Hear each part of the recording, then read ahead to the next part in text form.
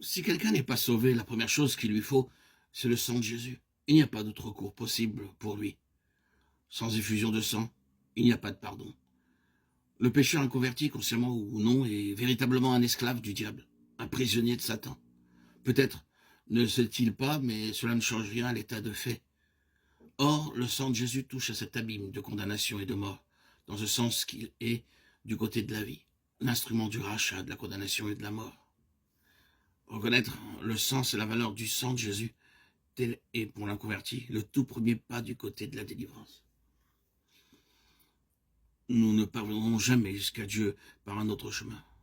Nous aurons beau multiplier les efforts pour nous forcer un passage par une autre voie, en adaptant des habitudes chrétiennes, en poursuivant un idéal chrétien. Nous n'arriverons nulle part. Nous pourrons nous mêler à des chrétiens, passer pour chrétiens au milieu d'eux, être chrétiens aux yeux du monde.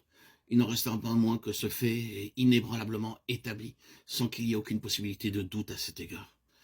Aux yeux de Dieu, personne ne peut sortir du royaume de Satan pour entrer dans le royaume du Fils de son amour, sinon par le chemin du sang que Jésus-Christ a versé.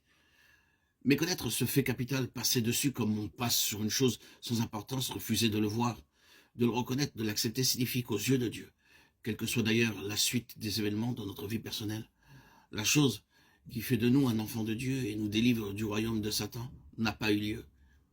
Il est essentiel, bien aimé, excusez-moi si je me mets tant d'insistance dans cette affaire, il est indispensable et essentiel que nous ne nous abusions pas sur ce point, que notre position vis-à-vis de Dieu soit juste, que nous ne présumions pas de nos relations avec lui, que nous ne tenions pas pour acquis quelque chose que Dieu tient pour nul et non avenu, mais qu'au contraire, notre position spirituelle soit fondée sur le roc, sur la base posée par Dieu, car c'est de cette condition seulement que nous sommes acceptés dans le bien-aimé, dans le Seigneur Jésus, et que nous pouvons véritablement entrer en communion avec Dieu. Le besoin primordial de l'inconverti, son seul refuge, c'est le sang de Jésus-Christ, le Fils de Dieu, qui a été répandu pour la rémission de nos péchés. C'est par lui que notre rédemption a été accomplie, et c'est par lui qu'elle nous demeure assurée. Oui, Jésus, ton sang précieux, a lavé mon iniquité. Ce sont là les premiers rudiments de l'Évangile.